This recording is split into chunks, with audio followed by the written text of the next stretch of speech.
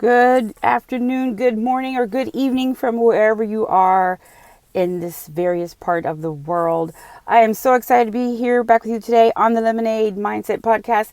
I am your host, Rebecca Pierce, and this show is brought to you by RLP Productions. We are so grateful to be here with you on yet another week of inspiration, we hope, and encouragement.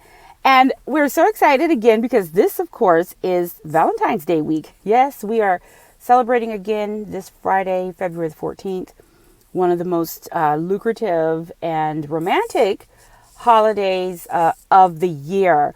But, we want to take a different look at the meaning of love this week because I feel like people often have a misperception about what Valentine's Day truly means, about what love really is. So today we're talking about love is in the air or not. Love is in the air or not.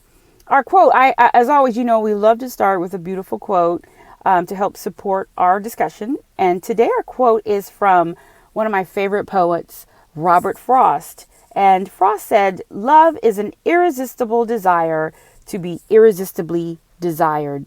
Again, love is an irresistible desire to be irresistibly desired. We often, too many of us do get caught up in the romantic notion of love. There's platonic love, which is like, your family, your friends. And then there's the romantic love, which is, sexual partnerships, dating, marriage, things like that. But, I want to take a deeper look at this because I think Valentine's Day has become so commercialized again that we are losing the big picture. The ancient Greeks, I love this. Ancient Greeks had 6 words for love. 6 words for love. And the first word I want to discuss with you is the term eros, which means sexual passion. It could be both good and bad. Bad in the sense that it could be like an obsession. Good in the sense that it is the heart of your relationship, your sexual interaction with your partner, touching, feeling, the things that arouse you. So eros is one of our words. Do you have sexual passion in your relationship? Hopefully, we are with a partner who is not controlling and obsessive because eros can go too far. And then we have the second word, which is philia. This is a love that is connected to deep friendships, loyalty. How many of you have friends that you've had for decades and they are there for you? They have demonstrated their loyalty and love and support of you as time has gone by. And many of us pray that we have at least one of those types of friends, that we have that kind of friendship. It helps, again, sustain us. The third type of love is ludus. And this is the playful love. This is the love we see with children, when they're playing together and having a good time, like on the playground. But it's also kind of the playful intimacy between lovers. It could be, how, they caress each other, how they, the beginning of the relationship, how we have that intimate play. But it could be damaging if it leads to something like obsession, which again we see in the term eros. And then we have agape love. And this is the word we most often hear when we're talking about the principles of humanity, Christ-like love. This is the love for everyone. This is your ability to love outside of yourself, love your humanity, right? Agape love. And then we have a term, the fifth term, it's a little newer. And they often say, research shows that maybe the Greeks didn't use it too often, but it does exist. And it's called pragma. This is the long-standing love. And I like to look at this as the love experience between couples who've been together for decades. When you see couples, for example, that have been married 50 years, 60 years, 40 years, it's standing in love, meaning the couple has made a commitment to stay together and to work through things regardless of the situation. So they have long-standing love. It's a commitment to that, right? And then we have what we talk about here a lot at the Lemonade Mindset, and that is Felucia, love of self. Do you love who you are? And many of us, as we've been talking about over the past couple podcasts, do not. And how can we get back to that? How can we get back to understanding that we were made in love, for love, to love, by love? How do we love who we are? But even Felicia can become dangerous because the extreme form of self-love is narcissism. And that is where you are bound by your ego, and it is destructive. It can be destructive. So those are the six words for love, that the ancients used: eros, philia, ludus, agape, pragma, and Felicia. And I want you to Google those terms. Google these terms to learn more about them, of course. Because my question to you is, which of these do you practice every day?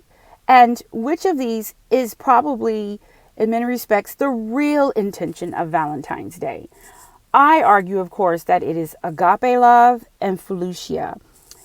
I challenged our readers this week in the Lemonade Mindset to practice standing in love this week, so to speak. Practice being grateful. Practice being present in not only their own lives, but in the lives of their family and their friends and community. Because Valentine's Day shouldn't be only a romantic holiday. It should be, as every day is, the opportunity to express love, to demonstrate love in action. And in fact, that leads me to my one of the big things, if we're going to talk about romantic love, but also talk about that agape love. Have you guys heard of the 5 Love Languages by Gary Chapman? I heard about this many years ago, and I absolutely love the concept, because Chapman and his wife came up with the theory that there are typically 5 ways in which we should and could and do express our sense of love. And if in relationships, both platonic and romantic, these are the 5 types of ways we see that love is expressed. And the first one, let me go back for a moment. Chapman encourages us as both individuals and couples and human beings in general to take this 5-language love quiz. They have a quiz that you can take on their website.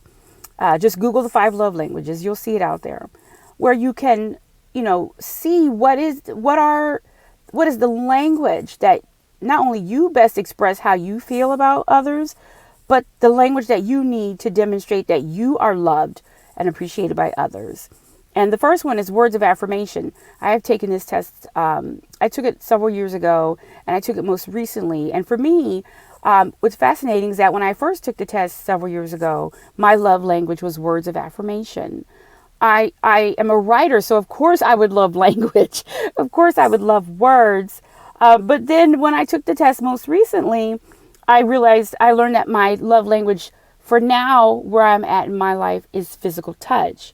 So we have words of affirmation, which is, maybe words of encouragement, words of love, words of support. And then we have physical touch. That might be the stroke of your arm, the hand holding, maybe massage, caressing. I'm now at the point in my life where touch is important to me. The next one is gifts. Some people love to receive gifts, the just because moments, to receive flowers just because, to receive, a gift card just because. Are gifts not only your love language, but the love language that you respond to?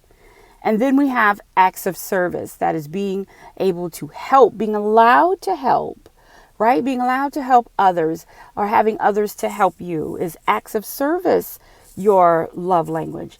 And then finally, the fifth one, which actually I tied with physical touch, it's quality time. How much time do we spend with our platonic and or romantic partners? When we are with them, are we truly present with them?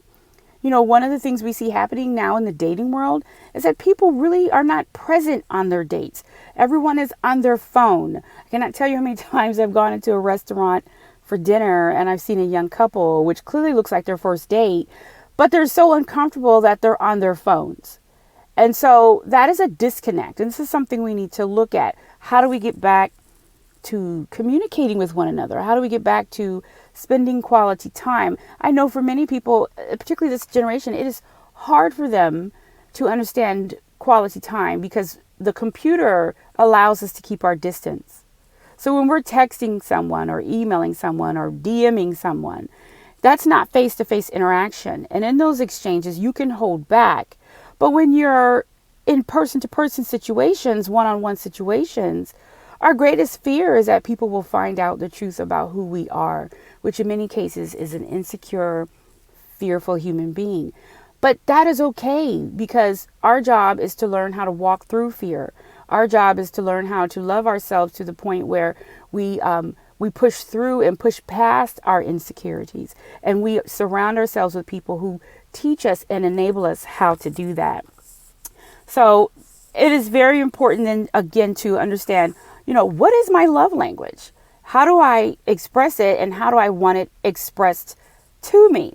Right? What is it, and how do I want it expressed to me? So before we end, I want to share with you one of my favorite romantic poets in the world is Pablo Neruda. That's Neruda. And one of the poems of his that I often teach in my beginning lit courses, literature courses, is his poem, "Tonight I Can Write the Saddest Lines." And I think it's one of the most romantic poems written, because in the poem, the speaker, of course, is addressing a lost love. And he's reminiscing on what this person could be doing now, and kind of reminiscing on how the relationship ended. But what's even more significant is there is a line in the poem that reflects deeply, I believe, the misconception and perception of commercialism of Valentine's Day today. And the line says, "Love is so short, forgetting so long." Love is so short, forgetting so long. Shakespeare asked in many of his romantic poems, what is love? Is love true love forever? Or is it just for a moment? Is it fleeting? And I think we are so flippant with the word love. We use it so flippantly that we don't give ourselves time to even stand or practice or delve into love, what love really is. And it's amazing how people can use that word like it's air and say, "Oh yeah, I loved her, but this week, I don't love her anymore." That's old news. And then, "Oh, I love this person now." So love is so short, forgetting so long. It's that, it's temporary, but does that mean that it ever really did exist? And, why is it taking me so long to get over this person? Why is it taking me, or is it rather that we're not trying to get over the person, but we're trying to figure out why we still keep reminiscing on, quote unquote, how they made us feel, the experience of that so-called love, right? Oh my gosh. So I want you to Google that poem and just delve into it, because I think it reflects again so beautifully our misconception and perception about what love is, especially here in the 21st century. And if you subscribe to the Lemonade Mindset, you're very lucky, because not only is the poem in our newsletter this week, but it's also in there in both English and in the original translation of Spanish. So it's beautiful in either language, and I hope you'll check it out. So, hey, thank you so much for tuning into the Lemonade Mindset this week. Again, I want to challenge you to practice gratitude and expression of love through kindness and generosity this week. You don't have to spend hundreds of dollars on someone to let them know that you love them. What is their love language? Whatever, take that quiz, take that test and find it out, get a general idea. And what is your love language? The two of you, if we're talking about romantic love, be able to express that authentically. And even for platonic love, what is it that your mother truly loves to receive, your children love to receive, your friends. Valentine's Day is not just for lovers. It should be for love in general. But every day should be for love in general. So again, follow us on social media. We are on Twitter at ProductionsRLP. Facebook as well, ProductionsRLP. You can also find this podcast under me, Rebecca Pierce, on Twitter at Rebecca Pierce. We're on LinkedIn at Rebecca Lynn Pierce, and also on Instagram at Rebecca Lynn Pierce. Sign up for our newsletter, our weekly newsletter. It is free. Of course, download this podcast on Podbean, or if you've downloaded it on iTunes, I thank you so much. And again, if you have any suggestions or ideas that you'd like to add to the show, or you want us to talk about something, send us an email, Rebecca with a KAH at rlpproductions.com. And of course, you can find all of this information on our website at RLP Productions. Guys, have a great week. We will see you next Monday here on The Lemonade Mindset. Bye-bye.